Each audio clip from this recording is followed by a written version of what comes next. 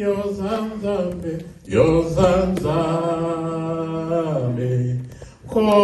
Kolonanga, Yesu mwinda pebo moyi hozana. Likolo ezali efandeli na yo Yahweh, kombo na yo ekumama.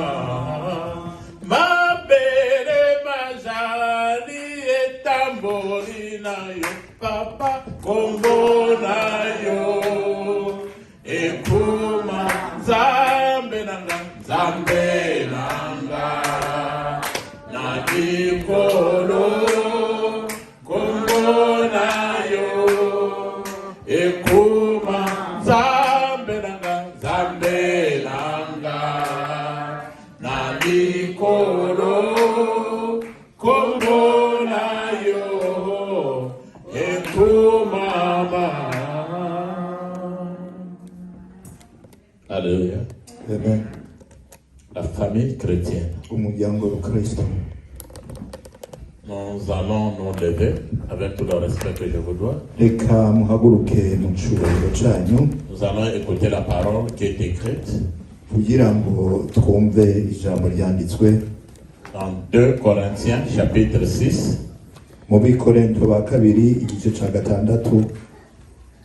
Versets 16 à 18.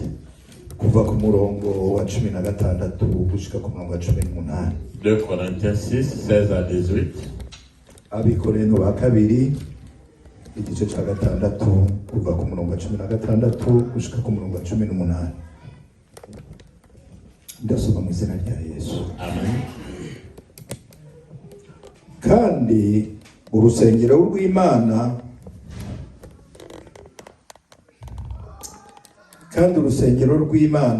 ruhuza rute n'ibirigwamana, kuko twebwe turi urusengero rw'Imana nzima, nk'uko Imana yavuze iti, nzogendera muri bo mbe Imana yabo, nabo baba abantu banje. Nuko mube hagati ya babandi mubitandukanye ko ni kuhora havuze, kandi ntimugakore ku kintu gihumanya na kimwe, nanje nzobakira. Kandi nzobabera so, namwe muzobera abahungu n'abakobwa, ni kuhoraho uhoraho ashobora byose avuze. Amen. Amen. Colossiens chapitre 3. Reka tuje mu Bikolosayi igice cya 3 verset 12 à 13. umurongo wa 12 n'umurongo wa 13. Abikolosayi igice cya 3 umurongo wa 12 n'umurongo wa 13.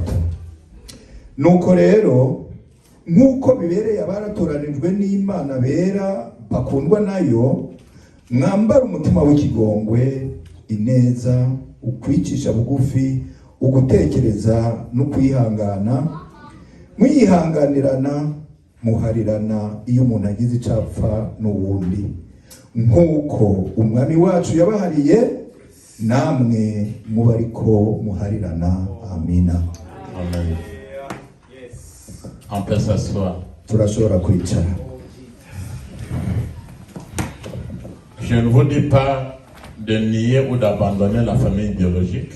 Ntabwo ndababwiye ngo mwanke, muhakane canke muhebe umuryango w'amaraso, Car sans la famille biologique, la famille chrétienne ne peut pas exister.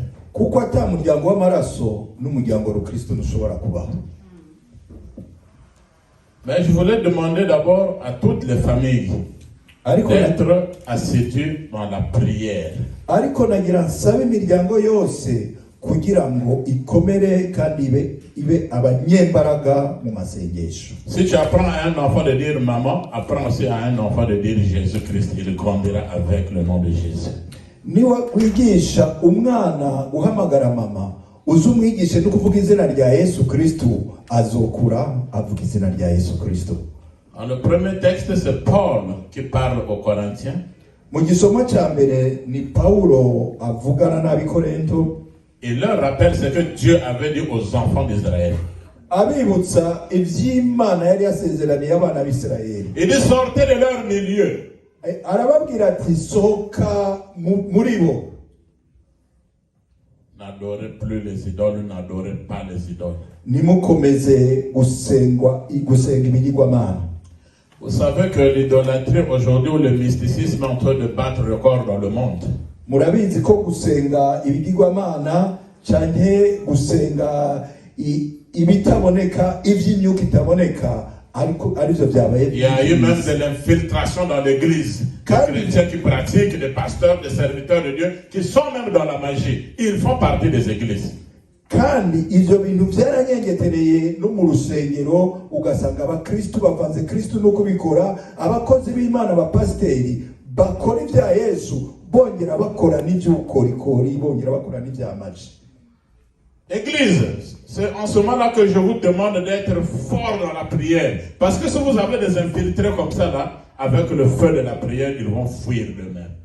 Torero ry'Imana ni muri iki gihe ndabasabye gukomera mu masengesho kubera iyo harimo mwitorero hariho mwene abo bantu hakaba umuriro w'Imana abo bantu bwabo barahunga. Nous sommes dans ce monde, mais nous ne sommes pas de ce monde. Turi muri ino si tutari ab'iyi si. Il doit y avoir une différence entre nous, les chrétiens, et ceux qui font partie du monde de Satan. Hategerezwa kubitandikanirizo hagati ya twebwe abakristu n'ababandi bari mw'isi ya Satani. L'évangéliste vient de nous démontrer dans le psaume ici que ton père et ta mère peuvent t'abandonner, mais Dieu va te recueillir. Mwarimu ahejeje kutwigisha ukugene so na nyoko bashobora kuguheba ariko Imana yo ikagutarura. De même que la famille biologique a une maison là où vous dormez, nk'uko umuryango w'amaraso ugira inzu aho muruhukira aho muba, mais nous avons double maison, la maison de Dieu ici, ariko twebwe dufise inzu zibiri, ingoro y'Imana ngaha. Or le corps, votre corps est le temple du Saint-Esprit. La deuxième maison, c'est le corps qui est le temple du Saint-Esprit. Kandi kubw'inzu yanyu, kumubiri wanyu ari ingoro ya Kristo, iyo niyo nzu ya kabiri tuvuze. Ce monde est bourré de problèmes. Iyi si yuzuye ibibazo. Il y a des femmes qui ont été chassées dans des foyers. Hari abagore birukanywe mu ngo. Il y a des orphelins qui ont été délaissés. Hari imfuvyi zahebwe. Il y a des gens qui ne dorment pas la nuit. Hari abantu batagisinzira mu Il ijoro. manque la paix et la joie. Babuze amahoro n'umunezero. C'est dans ce sens qu'il court dans la famille chrétienne. Ni naco gituma binje baza bagana itorero canke umuryango w'Ukristo. S'il m'arrive quelque chose, moi, pasteur Albert, ici aujourd'hui, uno munsi hogira ikishikira jewe pasteur Albert, avant que ma famille biologique arrive, la famille chrétienne va déjà régler ce problème. Imbere yuko umuryango wanje w'amaraso ubimenya, umuryango w'Ukristo uzobanza kumfasha muri ico kibazo. Alléluia. Amen. Ça demande de l'amour. Bisaba urukundo. De porter les fardeaux des autres. Bisaba kwikoreranira imizigo. Ton père et ta mère peuvent t'abandonner. So na nyoko bashobora kuguheba. Oui, ta famille va te recueillir. Dieu. Uwa muryango wawe w'Ukristo. La famille utarura. Alléluia. Amen. Vous n'avez pas vu des gens qui vont dormir dans des églises? Des enfants qui ont été chassés parce que leur père est mort, on les chasse, ils courent à l'église. Le pasteur prend ces enfants-là. Vous pouvez vivre ici avec moi. Il y en a. Ntabwo murabona abana baba mu rusengero abantu birukanywe kuko abavyeyi babo bapfuye imiryango ikabatwara byose bakibukira abapasteri, pasteur akabakira ati ntaco murashobora kuba mu rusengero. Un jeune garçon et une jeune fille en Afrique, chez moi au Congo-Brazzaville, hari umwana w'umusore n'inkumi hari iwacu muri Congo. Dans leur folie de la jeunesse, la fille était enceinte. Mu buto bwabo mu bugimba bwabo umukobwa yatwaye inda. Le père de l'enfant n'ayant pas d'argent, uwamuteye inda rero kubera ko yarakenye ataburyo yarafise. La jeune mère aussi faisait partie d'une famille pauvre. Na wa mukobwa yavuka mu muryango kenye. Les deux ont résolu de prendre l'enfant, le bébé et le jeter après l'accouchement. ba bandi babiri bahisemwo gufata wa mwana akivuka baramuta. Triste histoire. Ni ibintu bibabaje cyane. Jeter un enfant, nari umwana, ton sang, guta umwana amaraso yawe. ce que tu viens de dire est vrai. Ivyo uhejeje kuvuga nivyo. Ils ont disparu. Baranyika baramuta barigira. Je sais que vous avez déjà entendu parler des gens qui jettent les enfants, n'est-ce pas? Ndazi neza ko maze kumva abantu bataye abana babo, sivyo? Mais l'enfant est sacré. Hein? Ariko umwana ni ikintu giheza gihe. Ils ont jeté dans l'herbe, ils ont mis des choses pour que l'enfant puisse mourir. Baramuta bafata ibintu baramurenza ko baramupfuka kugira wa mwana apfe. Mais l'enfant n'était pas mort. Wa mwana ariko ntiyapfuye. L'enfant a commencé à pleurer. Wa mwana atangura kurira. À pleurer. Ararira. Il y avait une femme missionnaire qui passait. Hariho umugore w'umuvugabutumwa araharengana. Une missionnaire suédoise qui travaille chez moi au Congo-Brazzaville. Yari umugore yavuye muri Suède agiye mu butumwa muri Congo-Brazzaville. Il a vu des gens qui étaient tout autour, quelques personnes. Il a dit non, faut qu'on a jeté, non, faut qu'on a jeté. Abona abantu barundanya aho hantu bose bakoma induru umwana bataye, umwana yabataye. Quand elle est venue, elle a eu compassion, elle a commencé à pleurer. Wa mugore ahashitse agira ikigumbagumba atangura kurira. Où est le père de cet enfant? Arabaza ati se uno mwana arihe? Où est la mère de cet enfant? Mama uno mwana arihe? On a dit ils ont fui. Baramubwira ati bahunze. Elle a pris cet enfant. Afata wa mwana. Elle est allée jusqu'au gouvernement. Agenda muri leta mu butegetsi. Elle dit Seigneur, m'a des papiers, je vais prendre en charge cet enfant. Arababwira ati mumpe inyandiko nshobore kuba ari jewe ndera uno mwana. On a signé les papiers. Inyandiko barazimusinyira. Elle a pris cet enfant. Afata wa mwana. Un bébé qui n'appartenait pas. Umwana muto akiri umubebe atari juste à cause de l'amour de Jésus-Christ. Kubera urukundo rwa Yesu Kristo. Cet enfant l'avait amené en Suède.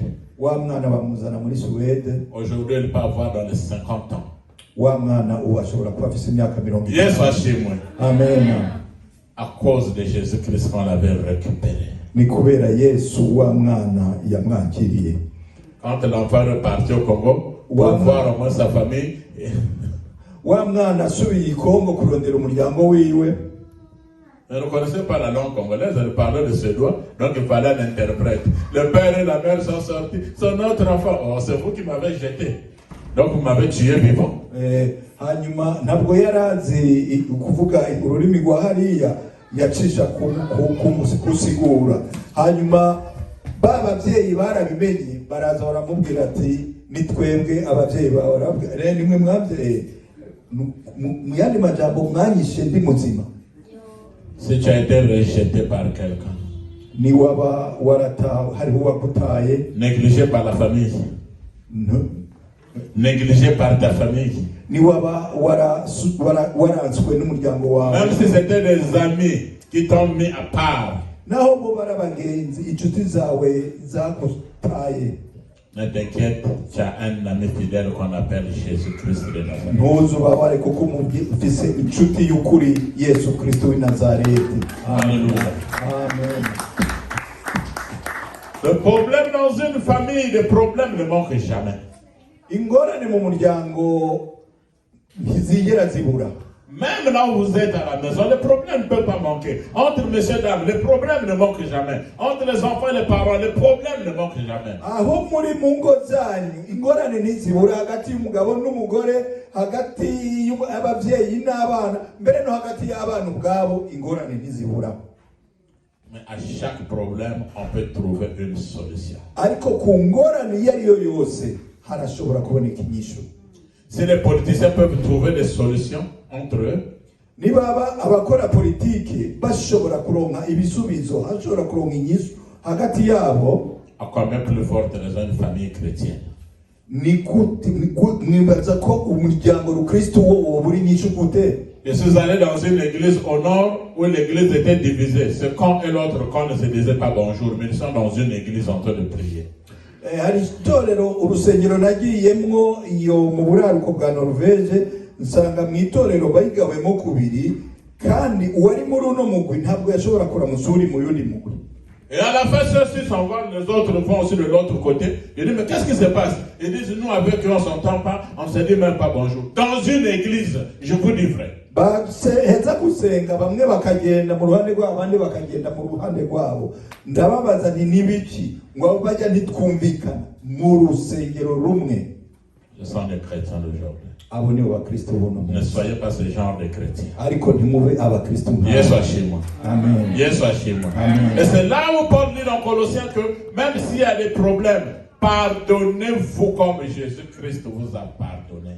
Ni nacyo gituma Pawulo abwira abakolosayi ati naho hoba ibibazo babarirana nk'uko Yesu namwe yabababariye. Oui, si tu avais dit quelque chose de mauvais contre l'autre, tu as parlé du mal de l'autre, tu l'as calomnié, mais avant de le saluer d'abord pour dire Alléluia, va d'abord lui dire, mon ami, pardonne-moi au nom de Jésus-Christ. Nivyo niba waravuze nabi mugenzi wawe, niba waramututse cyangwa wamuvuze ko amajambo ukamuvuga uko atari, imbere yo kuja kumuhobera ngo Yesu ashimwe, banza umubwira ati mwene data mbabarira nakoze icyaha kuri wewe. Car le pardon est une puissance qui libère. Kuko imbabazi ni imbaraga zitumubohoka. Et pire encore, dans la famille chrétienne, les secrets doivent rester des secrets. Ikindi kandi gikomeye mu muryango rukristo ibanga ritegerezwa kuba ibanga. On peut pas voir une femme dans la maison qui prend le secret de son mari. Vous connaissez comment mon mari, il est comme ceci, comme cela. L'autre va. Vous connaissez comment ma femme, elle est comme ceci. Qui va encore respecter ton mari? Qui va encore respecter ta femme? Bere kubona urugo umugabo asohoka akavuga ngo umugore wanje ameze gutya na gutya, umugabo yasohoka umugore nawe yasohoka akavuga umugabo wiwe, ninde azosubira kuba hamwe n'uwo muryango? Même les enfants, si vous mettez à dire que notre papa, oh il boit beaucoup, notre papa, il est comme ceci, les gens ne vont plus respecter votre papa. La honte du papa, c'est la honte des enfants. Mbere n'abana niwagenda hanze ukavuga ngo papa wanje nimboregwa, papa wanje akora ibibi nk'ibi, nta n'umwe azosubira kuba so wawe. Ariko nagira nkubwire, iyo so amaramaye nawe umwana ubumaramaye. C'est dans ce sens que quand il y a des problèmes entre nous, on préfère les arranger entre nous et ça se termine ici au nom de Jésus-Christ de Nazareth. Nico gituma bibereye yuko habaye n'ingorane hagati yacu tuzironderera ibisubizo ngaha nyene hagati yacu, habakaboneka inyishu ngaha nyene hagati yacu mw'izina rya Yesu Kristo w'i Nazareti. Oh, nous regardons chez les politiciens, aujourd'hui les gens ont même peur de manger quand il y a des réunions, des fêtes. Oh, chacun amène parfois même son assiette et de nourriture dans le sac. Il fuit l'empoisonnement. Ces choses ne sont pas rentrées dans l'église. Muze murabe mubagira politiki uno munsi, iyo hari n'inama usanga bamwe basigaye bazanye n'agasahani kabo, ugasanga n'indya bazanye izabo. Kubera iki? Baba bariko barahunga ko bahana uburozi. None ivyo ntivyinjiye mu itorero uno munsi. La confiance doit renaître. Ukwizerana rero gutegerezwa gusubira kuboneka. Alléluia. Amen. La confiance doit renaître en vous. Ukwizerana gutegerezwa gusubira kuboneka mu maso. Ce message, je ne m'adresse pas seulement à cette église, mais je m'adresse à l'église universelle, l'église du monde, corps de Jésus-Christ de Nazareth. Ubu butumwa ntibubwiwe iri torero ryonyene, ahubwo bubwiriwe itorero ryose ku isi yose, kuko ni umubiri wa Kristo. Le secret. Ibanga. Si moi, le pasteur, tu viens faire une confession, tu dis ton problème à moi. Demain matin, tu vas entendre là-bas que c'est le pasteur qui a dit ça. Tu n'auras plus confiance à ce pasteur, n'est-ce pas? Niyaba jewe pasteri wanyizeye ukaza kumbwira ibanga ushaka amasengesho, bukeye ukaryumva hanze ari pasteri yarivuze, ntabwo uzosubira kwizera umukozi w'Imana. Là, on est en train de parler du mal de l'autre. Toi, tu es là, tu es chrétien. Au lieu de mettre la paix, tu vas encore ajouter le piment. Oui, c'est mauvais. C'est une mauvaise personne. Mais tu as contribué à la mort de cette personne.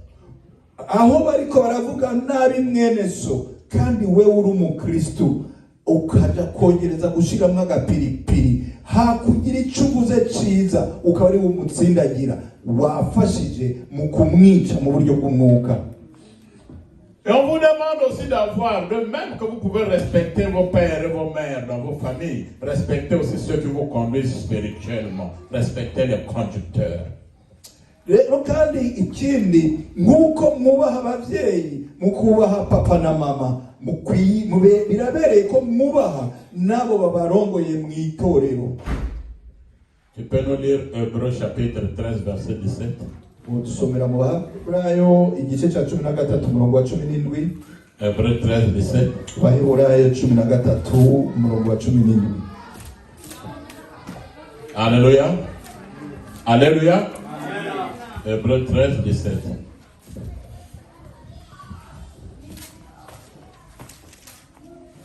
Hébreux 13 verset 17. ibice 13 ku murongo wa 17 turasoma mu izina rya Yesu. Mwumvira ababayobora mubagandukire kuko ari bo baba maso barinda imitima yanyu nk'abazabibazwa. Nuko rero mubumvire kugira ngo babikore banezerewe kandi batagononwa, kuko kubikorana akagononwa kutagira icyo kumarira mwebwe. Respectez le conducteur. Parce que celui qui veille à vos âmes et rend compte à Dieu. Kuko nibo baraye maso kubw'imitima yanyu kandi bazobibazwa ku Mana. De jour et nuit, je me donne par la grâce de Dieu. Ijoro n'umurango nditanga kubw'ubuntu bw'Imana. Et à vous préparer une très bonne nourriture, de sorte que quand je donne la nourriture, que les enfants soient rassasiés et que moi-même aussi je sois rassasié. La nourriture spirituelle. Kubwo kubagaburira kugira ngo ninatanga indya abana bumve bahaze nanje numve mpaze kubwo injuru igana mu ijuru. Je n'aime pas les enfants mendiants. Sinkunda abana basega. Yes, Hachem. Amen. Quand l'autre mange, donne-moi aussi, hein. Donne-moi aussi, hein. Oui,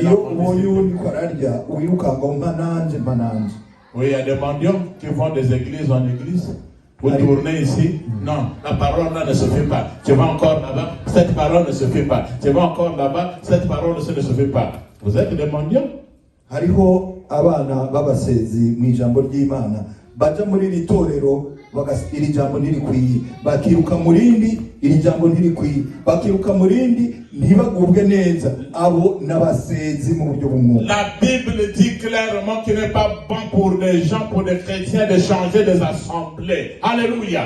Ijambo ry'Imana rirabivuga neza yuko bitabereye ko abana b'Imana bahindagura amateraniro. Si vous êtes habitué de manger la nourriture que votre mère prépare, si vous allez manger ailleurs, si vous mettez quelque chose d'anormal, la faute à votre mère. Niwaba umenyereye gufungura muhira indya zatetswe na mama wawe hanyuma ukagenda kurya mu rundi rugo bakagushyiriramo ishami ikosa rizoba ari rya mama wawe. Yesu ashimwe. Amen. Yesu ashimwe. Amen. L'amour entre nous. Urukundo hagati yacu. La joie. Umunezero. Quand on vient à l'église, iyo uje mu itorero avec les multiples problèmes, ufise ibibazo byinshi, quand on sort de l'église, ugasohoka mu itorero, on est censé d'avoir la solution au nom de Jésus-Christ. bibereye gusohoka waronse inyishu mu izina rya Yesu Kristo. L'église ressemble à la robe de Joseph qu'il portait. Itorero risa na ya kanzu ya Yosefu yambara. La Bible dit que cette robe avait beaucoup de couleurs. Ijambo ry'Imana tubwira ngo iyo kanzu yari ifise amarangi menshi. Or Joseph est le prototype de Jésus-Christ qui devait venir, qui est venu. Kandi Yesu yari imbonero ya Yesu Kristo, ukuboneka kwa mbere kwa Yesu Kristo. Dans l'église, on retrouve aujourd'hui des blancs, des métis, des noirs, comme cette robe qui avait beaucoup de couleurs. Mu rusengero usanga bera abirabure abadimudimu nk'uko kuri rya kanzu ya Yosefu byasa. Il y a des gens qui parlent Kinyarwanda, des gens qui parlent Kirundi, Lingala, des langues du Congo, Kinshasa. On est tous ici autour de Jésus-Christ de Nazareth. Hari abavuga Kinyarwanda, abavuga Kirundi, abavuga Lingala, abavuga izindi ndimi zo muri Congo Kinshasa, twese tugahura ku bwa Yesu Kristo w'i Nazareth. Et c'est beau d'être une famille de Jésus. ko birabereye cyane kuba umuryango wa Yesu. La fois dernière, nous avons lu ici que Jésus-Christ nous appelle ses frères. Il dit, celui qui fait ma volonté est mon frère, celle qui fait la volonté de Dieu est ma soeur, est ma mère. Ubushize twarabonye ko Yesu Kristo atwita abavukanye biwe, avuga ati ukora ubugombe bwa data niwe mushiki wanje, niwe mwene wacu, niwe mama. Mais aujourd'hui c'est encore plus, parce que là ce n'est plus Jésus-Christ qui parle, c'est Dieu lui-même. Que si vous sortez de ce monde, vous deviendrez mes filles et vous deviendrez mes fils. Quelle joie d'être fils de Dieu. Alléluia. Ubusina Yesu Kristo avuze ni Imana ubwayo ivuze ngo nimwasohoka muri abo muzoba abahungu banje, muzoba abakobwa banje. N'umunezero ungana gute kuba umuhungu canke umukobwa w'Imana. Alléluia. Amen. Aujourd'hui il y a un fléau des filles musulmanes. Uno munsi hari ibyateye ko abakobwa b'abayisilamu. Je fais mon travail en tant que théologien, je fais des recherches. Mu gihe ndiko ndondera niga nshakisha nk'uwize ibya kahise k'ijambo ry'Imana. Je cause avec beaucoup de filles musulmanes. Ndayaga n'abakobwa b'abayisilamu cyane. Elles me disent, pasteur, nous aujourd'hui on en a marre de nos maris musulmans, on cherche des maris chrétiens, et c'est vrai. Barambwira ati ubu twararushe n'abagabo bacu b'abayisilamu dusigaye dushaka abagabo b'abakristo. Je leur demande pourquoi. Nkababaza kubera iki. Ils disent nos maris, ils nous tapent beaucoup. Barakambwira ngo abagabo bacu baradukubita. Ils sont violents. Barakara cyane. Ce sont des gens qui peuvent avoir 4, 5, 6 femmes. N'abantu bashobora kurongora abagore 4, 5, 6. Et nos mamans ont souffert pour ça. Kandi abavyeyi bacu barababajwe n'ivyo bintu. Je dis, mais si vous venez donc dans le christianisme, vous abandonnez, oui, on abandonne cette religion. Et c'est un bénéfice pour toi et moi, l'église chrétienne. Ngababaza none mu gihe mwoza mu itorero muca muheba ubuyisilamu ati neza cyane turabaheba. Iyo ni nyungu kuri wewe na jewe nk'itorero ry'Imana. Alléluia. Alléluia. Amen. Et puisque quand ils prennent des filles chrétiennes et les changent en musulmans, maintenant comme eux-mêmes elles veulent venir, eh bien on va leur faire maintenant des chrétiens. Nuko abayisilamu iyo barongoye umukobwa w'umukristo ategerezwa kuca ahinduka umuyisilamu, natwe reka tubakire bahinduka abakobwa babo bahinduka abakristo. Pourquoi vous aimez les chrétiens? Kubera iki mukunda abakristo? Et si on leur voit, ils sont doux, ils sont calmes, dans leur foyer ils sont tranquilles. Alléluia. Turabibona mu ngo zabo baratuje, barakundana, nta nduru yigera ihaba. Alléluia. Maintenant, si ces personnes-là viennent maintenant dans le milieu chrétien, ils trouvent les mêmes choses qu'ils ont trouvées là-bas. Vous ne voyez pas que ça sera une honte? Chamubona rero abo bantu nibava hiyo mu bayisilamu bakaza mu itorero ry'Imana bagasanga abakristo bigenza nk'abandi basize hariya, izoba biteye agahinda. Galates chapitre 6 verset 2 nous dit quoi? Mu Galatiya igice cya 6:2 hatubwira iki? Galates 6 verset 2. Abagalatiya igice cya 6:2. Asoma mu izina rya Yesu. Amen. Amen. Mwakirana ibibaremera kugira Galates 6 verset 2. Portez les fardeaux les uns des autres. Alléluia. Amen. Relis. Mwakirane ibibaremera kugira ngo abariko musoza amategeko ya Kristo. Alléluia. Amen. Portez les fardeaux des autres. Mwakirane ibiraremera, c'est ça l'église. niryo torero. L'autre est éprouvé, vous l'assistez. Umwe ababaye ari mu bibazo musange. Alléluia. Amen. Mais dans le moment de joie aussi, vous l'assistez. No mu gihe cy'umunezero mube kumwe. Que ton problème devienne le problème de ton frère ou de ta sœur. Reka ikibazo cyawe kibi ikibazo cya mwene so mushikawe cyanye mwene wawe. On le fait sans intérêt. Kandi abikore atanyuga biro. Avec amour. Abikoreshejwe n'urukundo. C'est Jésus-Christ qui le recommande. Ni Yesu abitegetse. Yesu ashimwe. Amen. Yesu ashimwe. J'ai vu un monsieur qui était un taximan chez moi. Nabonye umugabo yari umutaxi atwara taxi yari iwacu. Un soir il est rentré chez lui. Umugoroba umwe ataha iwe. Il a dit à sa femme, ah, tel que je suis là, je suis dans des problèmes, je viens de tamponner quelqu'un, il est mort, je l'ai mis dans le coffre de la voiture. abwira umugore wiwe ati aho mbona ndi mu bibazo mejeje gukubita umuntu aca arapfa ndamufise mu isanduku ry'imodoka yanje. Madame, tu vas m'accompagner à la police, je vais aller leur montrer le corps, parce que les gens ont dû prendre l'immatriculation de la voiture.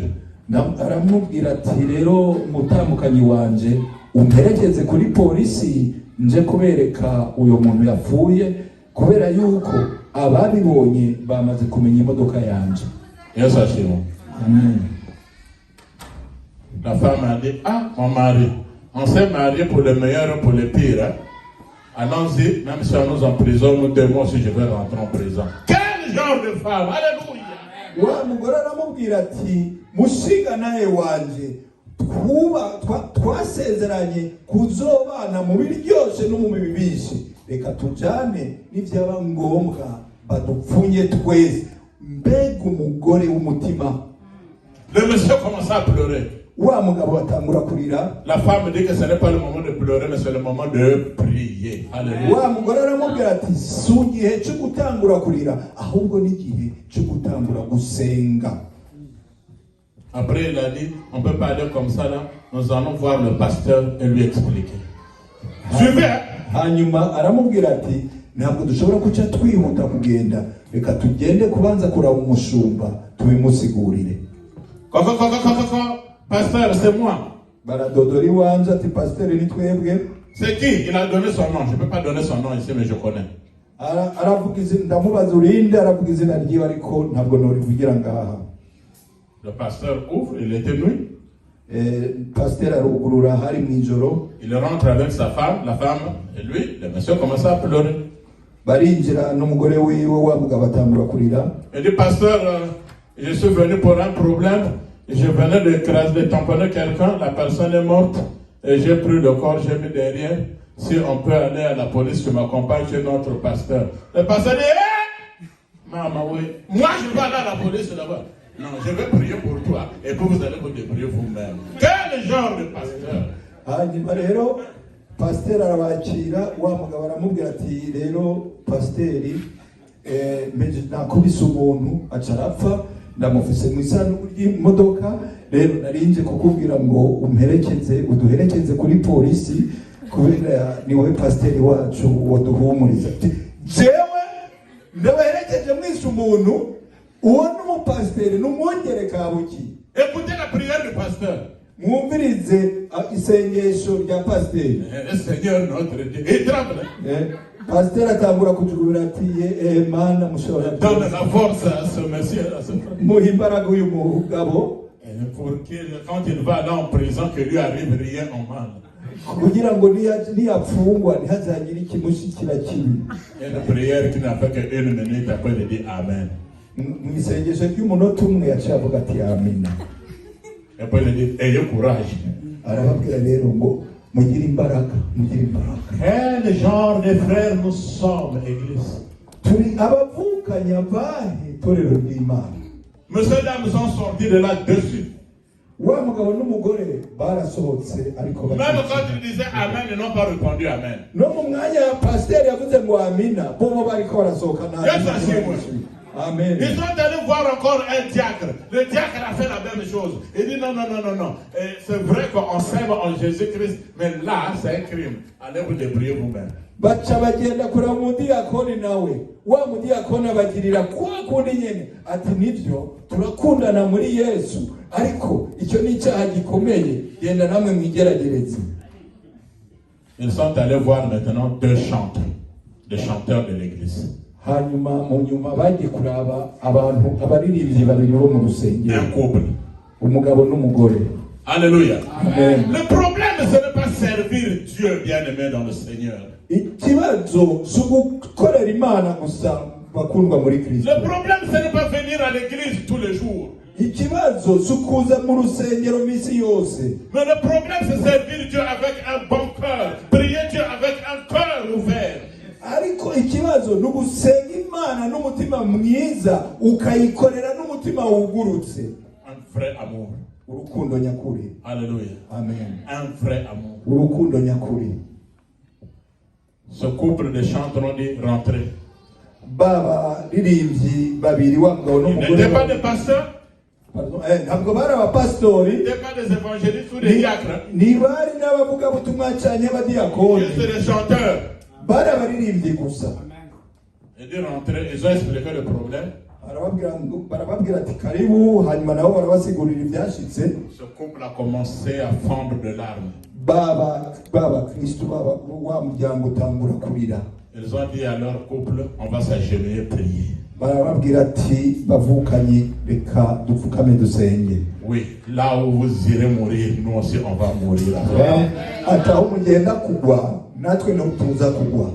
Même si c'est en prison, nous allons rentrer, moi et ma femme, avec vous en prison. Naho aza kuba ari mwibohero turabaherekeza. C'est ce genre de chrétien que Jésus-Christ cherche. Nabo bakristo Yesu Kristo arondera. C'est ce genre de cœur que Jésus-Christ vous recommande. Niyo mitima Yesu Kristo ashaka ko mugira. Ils sont partis. Baragenda. Le monsieur a viré, ce n'était plus en prison, ils sont repartis chez eux. Wa mugabo arakata ntabwo bagiye mwibohero batashe muhira. Il dit on va d'abord sortir le corps. Aravuga ati reka tubaze dusohore uyu. C'était pas le corps, c'était un sac d'argent qu'il avait ramassé. Amen. Wa mugabo ntabwo yari umuntu yishe, ahubwo wari umufuko w'amahera yari yatoye. C'était un sac d'argent, plein d'argent. Wari umufuko w'amafaranga menshi. Alléluia. Amen. Il a dit vous êtes des bons frères en Jésus-Christ. Arababwira ati nimwe mbonye ko muri abavukanye b'ukuri muri Kristo. Comme dans ce sac il n'y a même pas l'identité de la personne. Kubera yuko muri uwo mufuka nta muntu karangamuntu nta ndangamuntu y'umuntu yarimwo. On va se partager cet argent. Ati reka tukabura aya mafaranga. Alléluia. Amen. Alléluia. Amen. Ils ont partagé l'argent, c'était pas un corps. Barasangira ya mafaranga ntabwo wari umuntu yapfuye ariyo. Les larmes qui étaient les larmes de lamentation se sont changées en larmes de joie. Ya marira yaramarira y'umubabaro yarahindutse amarira y'umunezero. Quand on a un vrai amour envers l'autre, envers Jésus-Christ, oh Jésus-Christ change vos larmes de lamentation en larmes de joie. Iyo hari urukundo hagati y'abavukanye muri Kristo, Yesu ahindura amarira yabo, amarira y'umubabaro akaba amarira y'umunezero. C'est le pasteur là qui avait commencé à dire, vous avez entendu, le frère était là, tamponné quelqu'un. Oh, vous avez entendu, il va partir en prison. Ils ont attendu 1 jour, 2 jours, 1 mois. Il n'y a pas de prison. Les gens sont devenus riches. Ni wa mupasiteri yatanguye kugenda kwiragiza ngo mwarabyumvise nguriya ngo yarakubise umuntu arapfa ngo azopfungwa nguriya wa wundi namukanaka ngurya n'akanya gato ngo kubera yarishe umuntu wazopfungwa. Yaricaye ararindira umunsi umwe, indwi, zibiri, hakubona babandi bafunzwe yababonye batunze. Quand ils ont entendu que le couple est devenu riche, ils veulent aller là-bas. Oh frère, alléluia. Quel alléluia? Allez vous faire foutre là-bas. Hanyuma bamaze kumva yuko abandi bahezagiwe, pasiteri yagerageje kuza kubasanga arababwira ati Yesu ashimwe bene data, aleluya. Mwatembera aramubwira ati yo aleluya yawe subiza iyo yavuye twarakubonye. Vous savez qu'il y a des gens qui sont là juste parce qu'ils ont un intérêt derrière toi. Urabizi ko hari abantu bakuri iruhande kubera ko bagufisemo inyungu. On te montre le lion, on te montre la joie parce qu'il veut soutenir quelque chose en toi. Akwereka umunezero akakwereka urukundo kuko hari ikintu ashaka kugukuramo. Et dès qu'il finit de prendre, l'amitié aussi est terminée. Ahejeje cya kintu kukironka n'urukundo rurarangiye. Église, je prie pour que vous ayez des bons amis sur votre chemin. Torero ry'Imana nsenga kugira ngo mugire abagenzi beza, inshuti nziza ku nzira zanyu. Que vos cœurs soient purs. Kugira ngo n'imitima yanyu yejejwe yuzuye urukundo. Vous avez vu, c'est là où Paul dit que portez-vous les fardeaux les uns des autres. Mwabibonye ni nacyo gituma Petero yavuze ngo mwikoranire imitwaro. C'est dans les moments difficiles qu'on reconnaît de bons amis. Ni mu bihe bikomeye umuntu amenya inshuti z'ukuri. L'église a un bénéfice. Itorero rifite inyungu.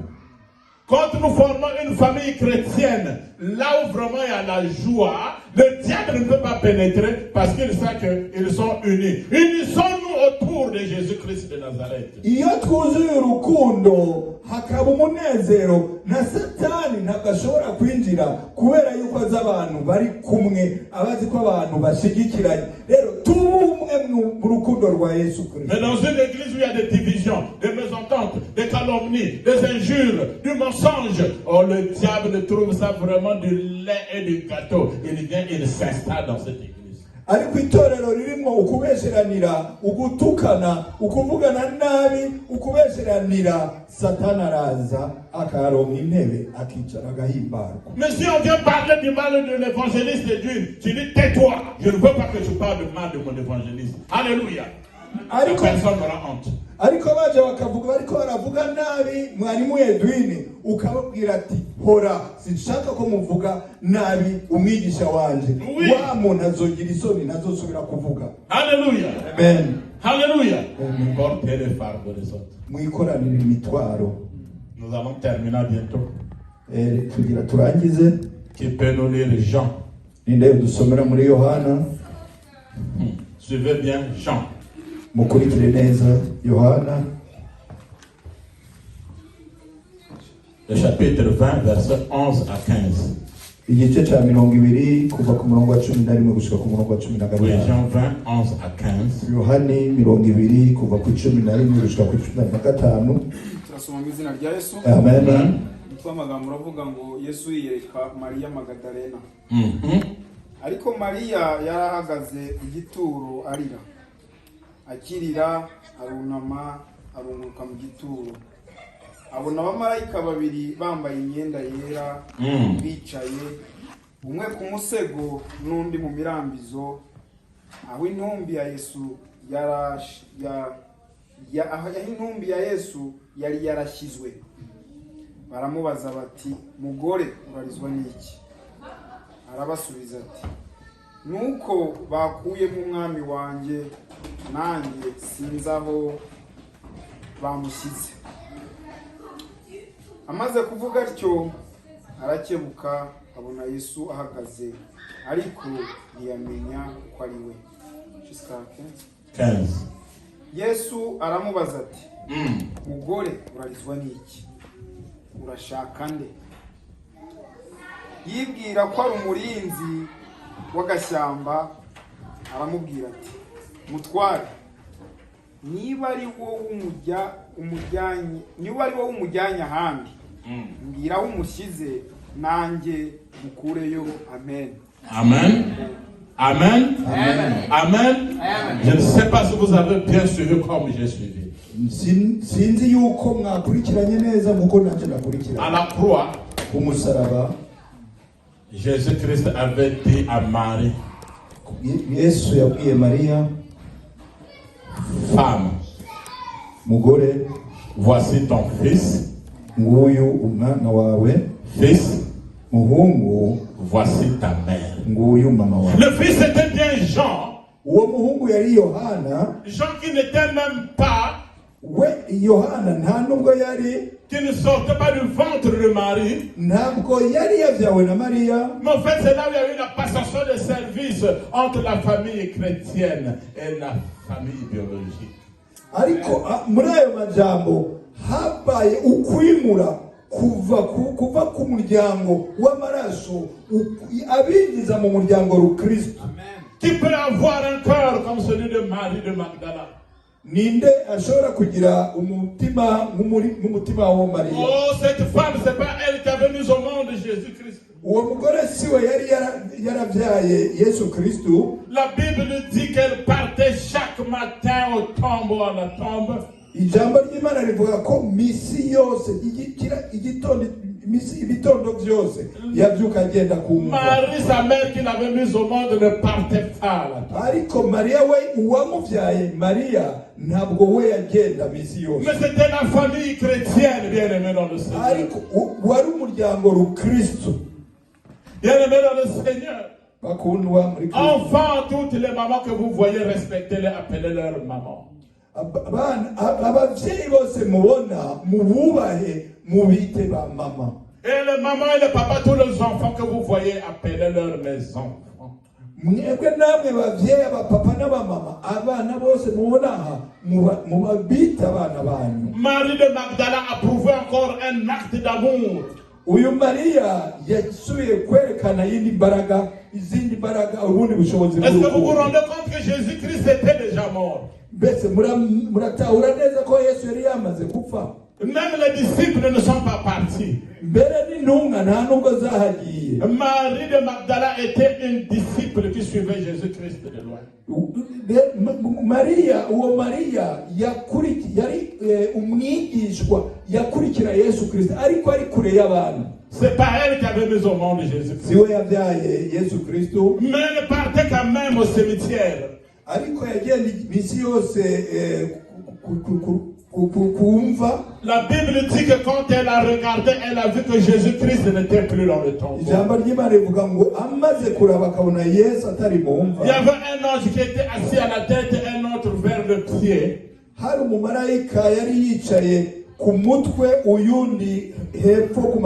Oh, c'est comme ça aussi que Dieu est devant toi comme l'alpha, au derrière comme l'oméga et au milieu comme Emmanuel.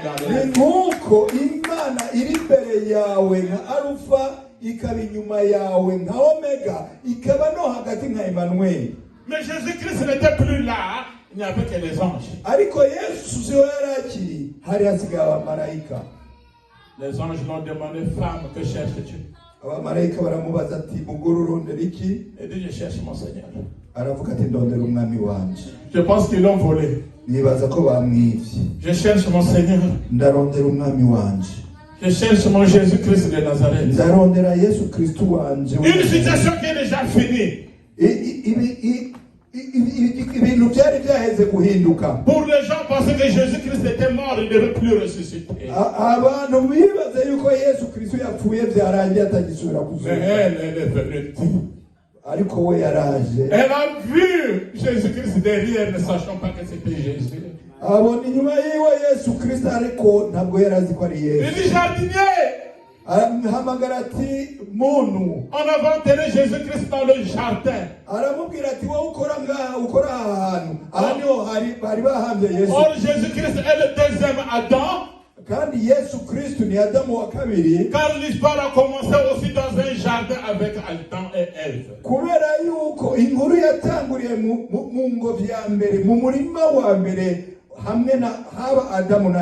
Jésus-Christ se présente derrière elle. Elle tourne et dit, Seigneur, mais jardinier, si c'est toi qui as pris le corps de mon Seigneur, donne-moi ce corps, je vais l'amener. Quelle femme, quelle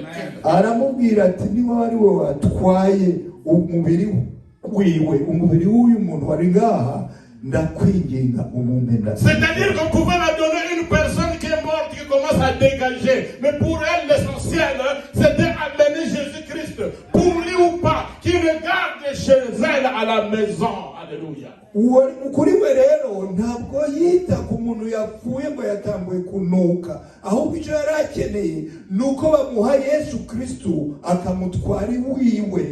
Mais nous avons un Jésus-Christ qui est vivant. Est-ce que tu peux le garder dans ton cœur? Est-ce que tu peux le garder dans ta maison aujourd'hui?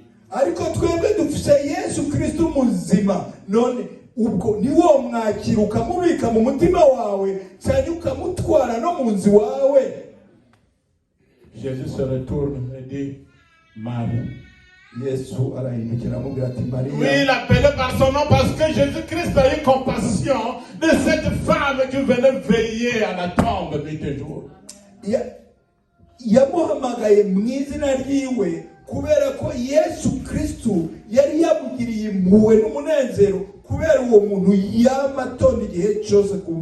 C'est quand elle a entendu la voix. Oh, quand elle a dit Marie. Et pourtant, ce jardinier Jésus-Christ parlait bien avant avec Marie. Mais quand il appelait par son nom, c'est là où Marie a su que c'était Jésus-Christ de Nazareth.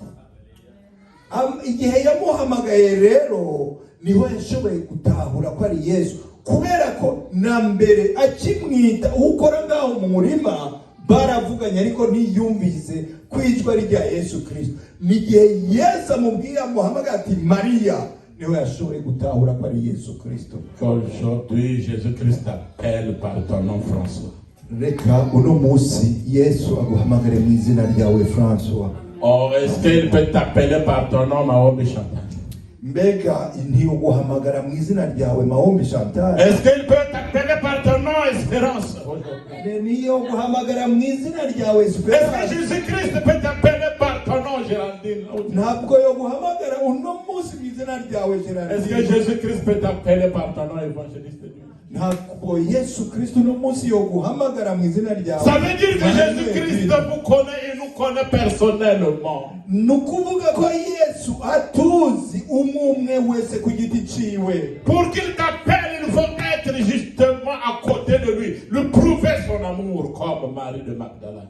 Kugira guhamagare bisaba rero kuba iruhande yiwe ukamwereka by'ukuri kumukunda nk'uko Mariya yabikoze. Maria Marie dit, Rabouni, donc maître est là, elle a retrouvé son Seigneur. Maria aravuga ati arishura ati Rabuni kubera ko yamenye ko ari umwami wiwe, yamubonye ko ari umwami wiwe. Si tu entends ce message aujourd'hui, brise ton cœur et embrasse ton Seigneur Jésus-Christ avec amour.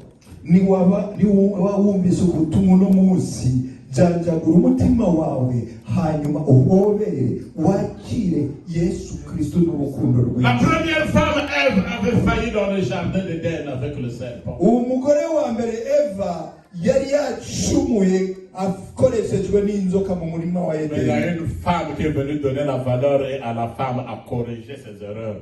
Ariko hari uyundi mugore yaje guha agaciro umugore ahindura ibyo Eva yari yarononye. Marie de Magdala. Maria Magdalena. Soyez comme Marie de Magdala. Pardon, si Maria Magdalena ni Maria w'Imadara. Nanga kurikoresha kubera yuko muhaba mu bavanga. Alléluia. Ya Maria. Ayez son cœur. Mugira umutima nk'uyu Maria. Alléluia. Amen. Prenez cet exemple. Mufate akarorero k'uyu muntu. Prends le fardeau de l'autre. Nakire umuzigo wundi. Aime ton prochain comme toi-même. Ukunde mugenzi wawe nk'uko Aie wikunda. confiance à l'autre. Ugirire ukwizera uyundi. Tu peux rentrer chez quelqu'un, chez ton frère, tu ouvres la marmite, tu te sers et tu commences à manger. Tu n'auras pas peur parce que nous sommes des frères en Christ. Alléluia. Ushobora kwinjira kwa mugenzi wawe ukakira ibifunguka ukarya utagira ubwoba kubera yuko turi umwe muri Kristo. À cause de son amour, à cause de l'amour de Marie de Magdala, elle était la première à voir Jésus-Christ ressuscité. On acclame le Seigneur. Kubera urukundo rwiwe, kubera urukundo yari afise, yabaye uwa mbere atanguye kubona Yesu Kristo, uyu mugore Maria. Imana ibahe. Imana ibahe.